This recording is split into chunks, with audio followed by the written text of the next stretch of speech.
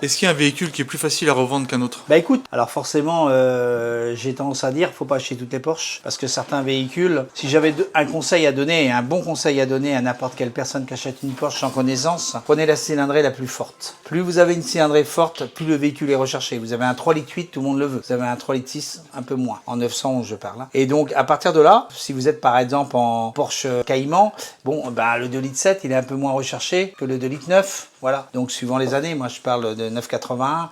Donc si on est sur la première phase des Caïmans, bon le 3,4 litres c'est le S, donc forcément celui-là il est recherché. Par contre si vous allez en dessous, ben pas trop. On a tendance à avoir quand même des clients assez musclés, assez virils, qui veulent de la motorisation, et le marché il est calé là-dessus. Vous avez une 4S, vous êtes en 3,8 litres, donc 911 4S, 3,8 litres, on sait qu'on a un vrai flat 6 qu'on voit un peu de soupe quoi. Si on monte en GTS, voilà, on monte dans les tours, on est à 4, et à ce moment-là, 4 litres, on sait quoi.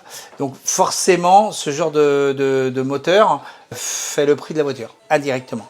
Donc deuxième chose qui pourrait faire baisser le prix de la voiture, c'est son kilométrage. Donc allez pas dans des gros kilométrages. Voilà. Même si vous avez l'impression de vous faire plaisir et que vous allez la garder à vie, c'est pas vrai. À un moment donné, vous allez la renégocier et là ça pique. Là, c'est la descente parce que fortement kilométré, vous allez lui en mettre et puis à un moment donné, vous n'aurez pas le vendeur pour vendre la voiture, vous serez tout seul. C'est moins bien.